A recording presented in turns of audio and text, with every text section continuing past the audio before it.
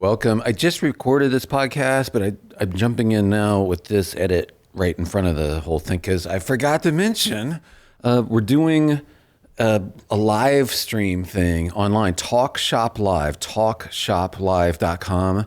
If you're interested, and it'll be me and producer Sherry talking about living unoffended. So I have a book coming out very soon. You can pre-order it if you want, called Living Unoffended. I completely forgot to mention this, but join us for the live thing. It's Tuesday night. So this is going to be, what's the date? It'll be the 19th of May. So you might be listening to this and it's too late, but I did want to give you a heads up in case you are listening to it in time. So it's going to be 7 p.m. Eastern time.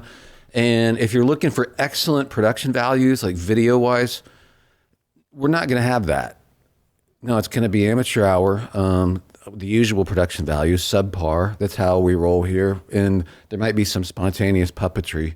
So I need to give you a trigger warning if you hate puppets. That might happen. But mostly we'll be talking about this sort of thing in the book, Living Unoffended, which, again, you can pre-order if you want. Or just join us for this live stream. We'll have fun. 7 p.m. Eastern Time, Talk Shop Live. Okay, here we go with the actual podcast thing.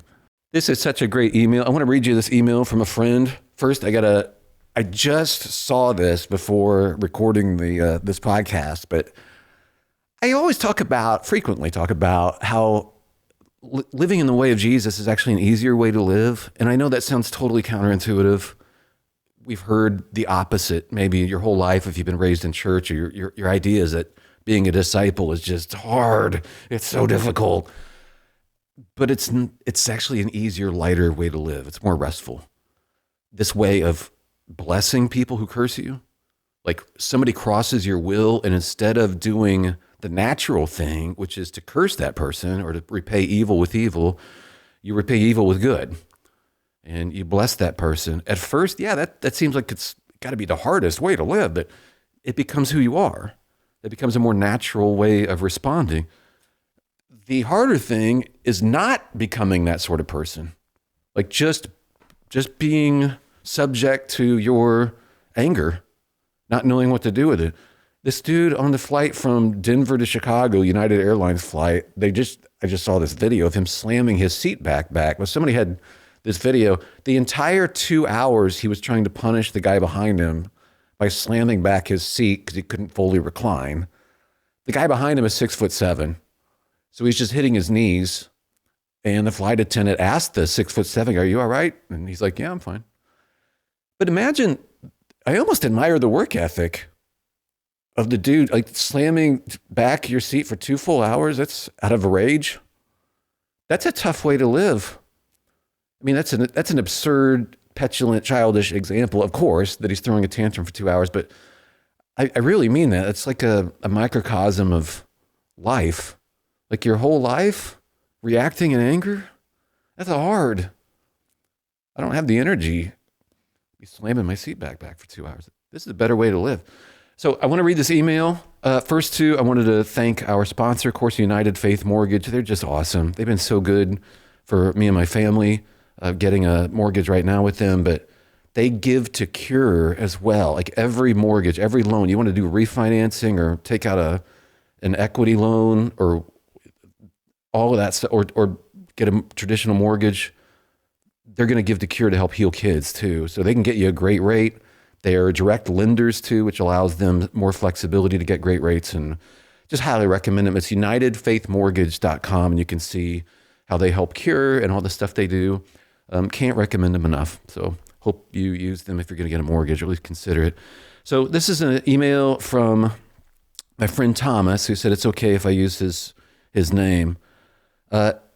He's awesome, and his wife is awesome. They're wonderful, and he's just a good friend who's read Unoffendable years ago, and we got together to talk about it. He actually went with me to the prison, and if you remember me talking about this on the other podcast, I went to this maximum security prison in Southern California, and Thomas is the one who got me in there, and so we got to talk about forgiveness and stuff to these prisoners. It was wonderful.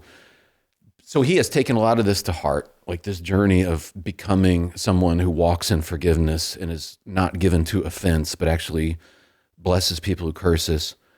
He said, Tia and I parked in West Seattle, that's where they live in Seattle, to walk to a huge garage sale That's when she realizes her purse is gone.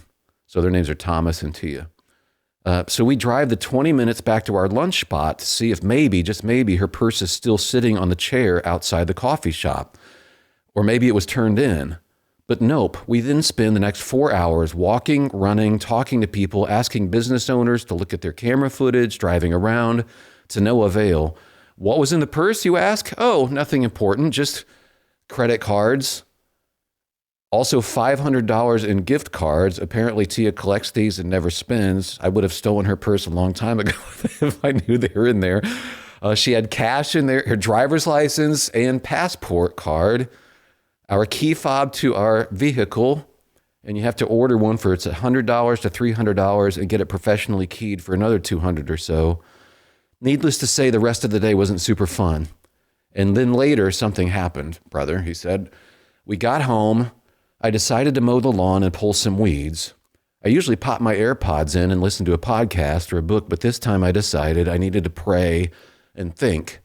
Tia was feeling so dumb for leaving her purse on the back of the chair. She was feeling vulnerable and anxious, so I prayed. I prayed that her anxiety and worry would be taken away. I prayed that God would take away any part of me that would leverage the fact that she did this and I didn't if she happened to lash out. And then I started praying for whoever stole her purse. They had already charged $400 on one of our credit cards, so we knew it wasn't coming back to us. I prayed that they'd be blessed. I prayed that their needs would be met. I prayed that they would find favor with God and feel his love. I started to actually pray for them because maybe, just maybe, no one has ever prayed for them. I prayed that they would feel convicted to do the right thing. My prayer 6 years ago when our house was broken into, and then 2 years later when my entire suitcase was stolen off of a train in Switzerland, was that they would be caught by police and, of course, punished, and then I'd get my stuff back. This time I prayed that they would be caught by God's love, grace, and mercy. I thanked God that we would come home and cancel. I thanked God that we could come home and cancel our cards and order our documents and key fobs, etc., and continue on pretty much as if nothing happened, even though we lost $1,200 to $1,500. Whoever took this purse and used the cards is in a place where they feel they need to do that, or they feel like it doesn't matter if they do that. That isn't a fun place to be, and their hearts can't be at peace. So I pray that they would come into contact with people who can nudge them towards Jesus and that they could experience true peace. My heart was changing as I was mowing. I was softening. I was cutting the grass in my backyard, and I could feel God trimming the edges around my heart that could grow some stubble if I didn't release to him, right there and then. Tia was going to bed earlier than me, so I went and prayed with her. We don't pray together much, but I could feel her soften and let go of tension and worry as I prayed for the people who stole all her stuff and currently had possession of all her stuff. And he just concludes, so there, wanted to share how praying for our enemies is actually changing us. Love you, man. Forever grateful for your wisdom and friendship. Same here, Thomas. Right back at you. Yeah, I mean, this that's a great way of putting it. Some people might hear that and go, "Oh, so you don't want to be?" They'll hear weakness there. It's anything but weakness. Like when Thomas is saying, "I pray that they'll be caught by God's love." Yeah, some people aren't going to understand that. It's like, but you can't. But they need, they need to be caught by the police. Like, well, the big picture is whether they're caught by the police or not. The big picture is their heart. Maybe, and obviously you don't want them to do this again. But like to be for people, I might be for them and want them to be arrested. Like I want that's what happened when my wife was attacked by that guy in Harrisburg. Like, we wanted him arrested. I went to great lengths to get him arrested, like kept trying to get him arrested until he was like, but it wasn't out of a vengeful thing. We're actually for him. And when you pray for people, watch how your heart goes from, I just want justice done, to, yes, I want to live in a just world. And I want this person who did this to us to be blessed with a long life of knowing the Lord, and may his face shine upon you.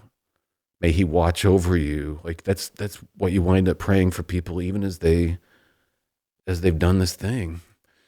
And if you're new to this, I know it can sound nutty, and but it's anything but. It's the way of Jesus, and it's the way to freedom. Can't underline that enough, because you're going to have stuff happen, and there are going to be unjust things to be upset about. I just looked at the news and just perusing the news, and there was like 57 things to be angry about, including the way the news covered this stuff. Like even that, I don't want to be trapped with that. I don't want to be trapped, and I want to be able to be present. And we're not going to be present. We're not going to be able to be grateful when we're in a state of anger. It's one or the other. So, like we say around here, choose wisely.